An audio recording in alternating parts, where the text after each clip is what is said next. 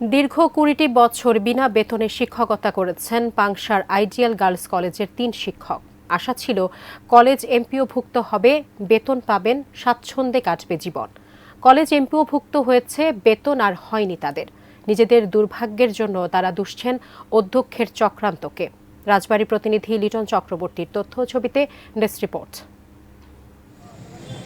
ইসলামী বিশ্ববিদ্যালয় কুষ্টিয়া থেকে ইংরেজি বিষয়ে পড়ালেখা শেষ করে ২০০৪ সালে রাজবাড়ীর পাংশা শহরে আইডিয়াল গার্লস কলেজে শিক্ষক হিসেবে যোগ দেন রফিকুন নবী চৌধুরী। এই কলেজ নির্মাণে সহযোগিতা করেছেন তিনি। অথচ ২০ বছর ধরে বিনা বেতনে শিক্ষকতা করে এলেও কোনো বেতন পাননি তিনি। ২০২২ সালে কলেজ এমপিওভুক্ত হয়, তবে রফিকুন নবী সহ আরও ২ শিক্ষক এমপিওভুক্ত হতে পারেননি। তাদের অভিযোগ, কলেজের অধ্যক্ষের ষড়যন্ত্রের কারণেই বঞ্চিত তারা।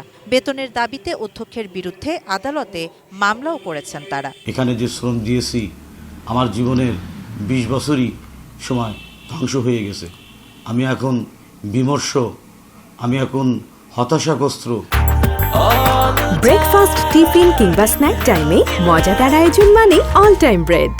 একই পরিস্থিতি তপন কুমার বিশ্বাস ও সিদ্ধিরাম ঘোষের। এখন তাদের দিন কাটছে হতাশায়। আমাদের সম্পর্কে নানান ধরনের মিথ্যা বানোয়াট বক্তব্য বলে সমাজে আমাদের হেয় প্রতিপন্ন করার জন্য তিনি উঠে পড়ে লেগেছেন। একটা রেজলিউশনের সাথে আরেকটা রেজলিউশন কোনো মিল নাই। এক জায়গায় ১৭ নম্বর কমিকে আর এক জায়গায় ১৮ নম্বর কমিকে। তাদের অভিযোগ তুললে রফিকুন নবী চৌধুরী কলেজের শিক্ষকই নন বলে দাবি করেন অধ্যক্ষ।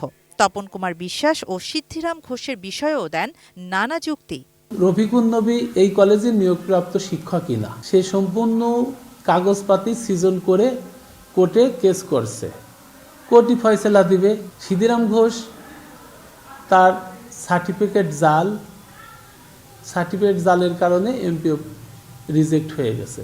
তপন কুমার বিশ্বাস তার কাম্য শিক্ষাগত যোগ্যতা না থাকায় তার এমপিও রিজেক্ট হয়ে যায়। শাহানা জাহান, ডেস্ক রিপোর্ট, এটিএন নিউজ।